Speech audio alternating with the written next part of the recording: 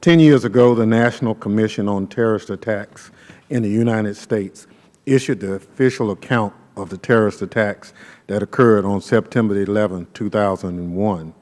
In that report, the 9/11 Commission made a series of recommendations to strengthen our counterterrorism efforts, foster information sharing beyond traditional boundaries, and strengthen congressional oversight to improve the effectiveness of Homeland Security measures.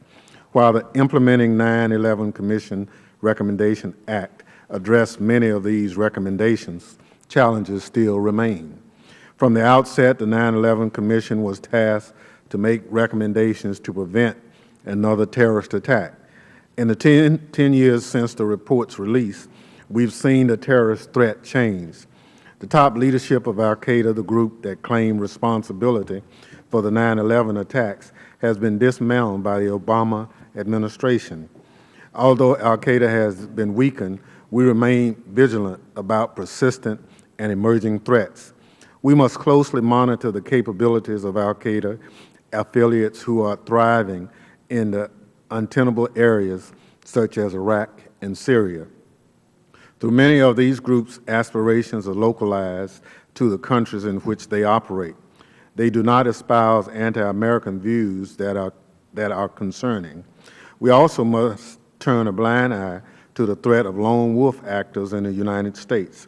Some of these people are inspired by al-Qaeda and domestic anti-government and hate groups. From counterterrorism efforts to succeed, we need to do a better job of sharing information. That is the message from the 9/11 commissioners a decade ago, and that is their message today.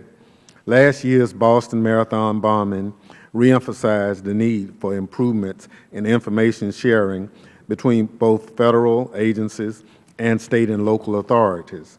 The continued evolution and escalation of al-Qaeda and its affiliates abroad also underscores the need for strong intelligence and information partnerships with our foreign allies. I feel that some of our key relationships have been tested by high-profile leaks at NSA programs and other counterterrorism efforts. More needs to be done to fortify key information sharing relationships. Also, I appreciate the Bipartisan Policy Committee has highlighted cybersecurity as an area of concern. As we become more dependent on technology, opportunities for cyber terrorism increases rapidly. Today, hostile nations, criminal groups, and individuals seek to exploit information networks to further a variety of individual, national, and ideological objectives. I've been a major proponent of DHS's efforts to foster cyber hygiene and timely information sharing, particularly among critical infrastructures owners and operators.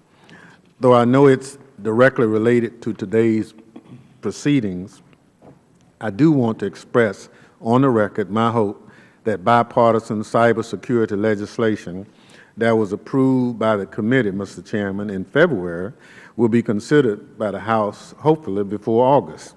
We need to do more to create an environment of vigilance that gives Americans confidence that the personal data is private and secure, and allow the government to ensure the integrity of its information while identifying and prosecuting cyber criminals when possible.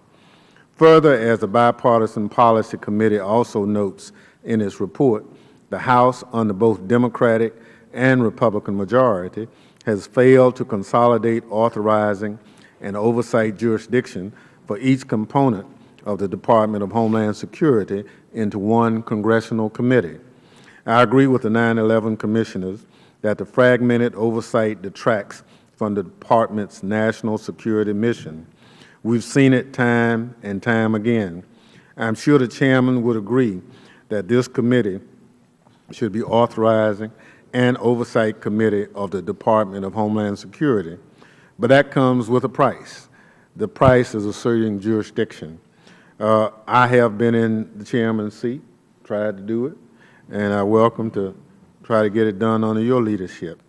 It's disappointing that with 8 voting weeks left in Congress, this committee is on track to receive its lowest number of referrals since its inception.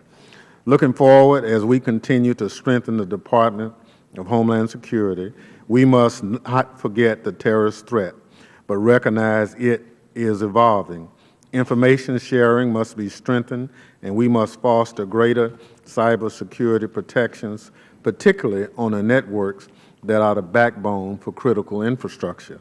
I look forward to working in a bipartisan manner to fulfill these 9/11 recommendations. With that, Mr. Chairman, I yield back the balance of my time. Thank you.